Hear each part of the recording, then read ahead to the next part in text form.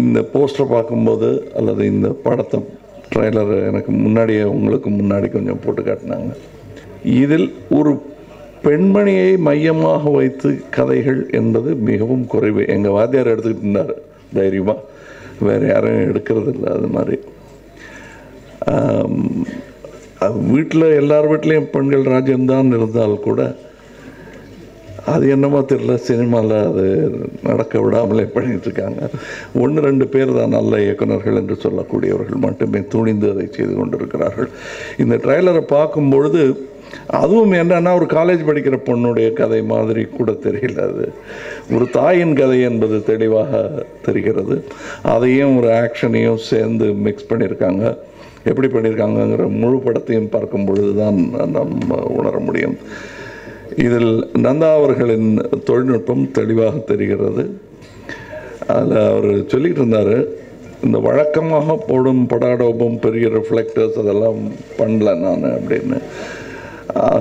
அதுதான் இனி வரப்போகும் காலகட்டத்தில் எல்லோரும் பாராட்டும், எல்லோரும் விரும்பும் நிலையாக வரும்.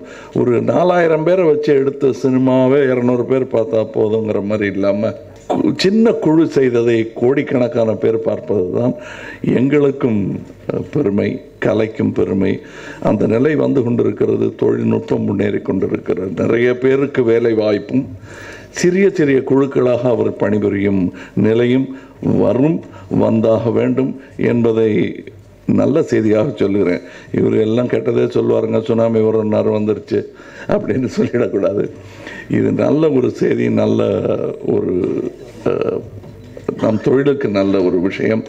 அது நிகழத்தான் போகிறது. அதற்கான முன்னறிவிப்பாக நந்தா போன்றவர்கள் அதை செய்து காட்டியிருக்கிறார்கள். செய்ய முடியும். இங்கே நம்முடைய ஊரில் திரு பாலுமகேந்திரா அவர்கள் அதை பலமுறை செய்து காட்டியிருக்கிறார்கள். இனி எதிர்காலமும் அப்படித்தான் இருக்கும். அது பண விரயமாகாமல் இருப்பதற்காக செய்யப்படும் ஒரு சிக்கன நடவடிக்கை மட்டுமல்ல, நல்ல ஒழுக்கம் அங்கே அமைப்பில். ஒழுக்கம் என்று நான் சொல்லும்போது நான் அந்த மாரல்ஸை சொல்லலை, நல்ல கட்டுப்பாடு அந்த அரங்கத்தில், படப்பிடிப்பு அரங்கத்தில் இருக்கும் என்று வேண்டும் என்றால் இந்த வார்ம் பாடிஸ் என்று சொல்பவர்கள் அதிகம் இருக்கக்கூடாது. அது இல்லாமல் செய்பவர்களுக்கு நல்ல சினிமா எடுப்பதற்கான வாய்ப்பு முதல் கட்டமாகவே ஏற்படுத்தி தரப்படுகிறது என்று நான் நம்புகிறேன். இப்பொழுது கூட அப்படி ஒரு படப்பிடிப்பில் இருந்து தான் நான் வந்து கொண்டிருக்கிறேன். அது ராஜ்கமல் படத்தின் தூங்காவனத்தின் படப்பிடிப்பு.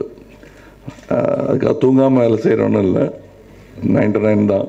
பட்டு படத்து பேர் தூங்காவனம்.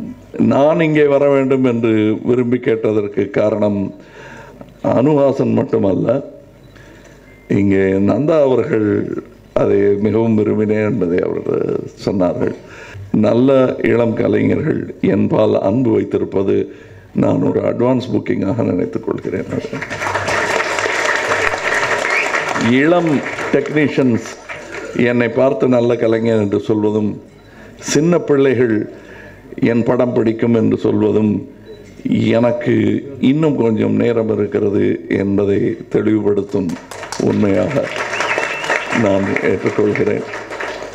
அவர்கள் அன்புக்கும் இந்த படம் வெற்றி பெற லக்ஷணா பிக்சர்ஸுடைய இந்த முயற்சி வெற்றி பெறவும், இதில் பல பேர் முகம் இதுவரை பரிச்சயப்படாத பல எனக்கு அனுஹாசன் தவிர பாக்கி பேர் அடையாளம் தெரியல.